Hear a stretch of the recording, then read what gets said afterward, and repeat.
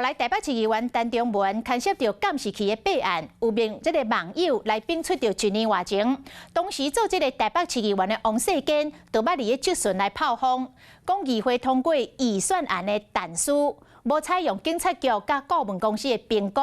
会互市库加出到8000万的支出。这段质询的画面，嘛，互网友恶罗讲这个王世坚是先知。台北市的前市长郭文摕嘛讲，伊当时就感觉其中有这个问题，佮有提出到复议案，果然真正有议员伫当中咧变空。被报复、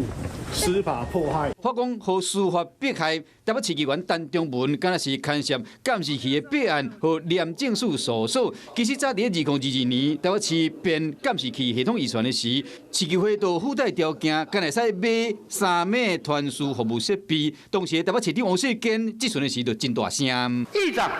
关键问题就是在这里。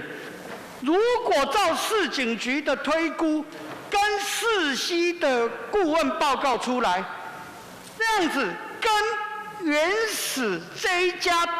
台智光要求的传输费用会差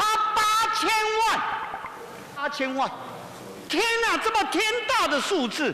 针对监视器预算案，王世坚讲，市建局的评估报告甲工程顾问公司同款，表示市区的道路2线道以上的监视器会使用3枚，要不2线道以下人甲车无一个所在，共款维持2枚，安尼会使省8000万的传输费用。我们如果只一味的不听世熙顾问的话，不采信警察局的判断使用，而一味的所有都提升到3枚的话，将会如台智光所愿，就是传输费会增加到4亿多。即马敢若有弊案，王世坚的质询嘛，互网友恶罗讲是先知。当时台北市长郭文摕嘛，捌对议会通过条件表示不满，佮捌提出复议案，议员被反关。我说柯文哲都还没下台，因为国民党跟民进党就联合诬陷。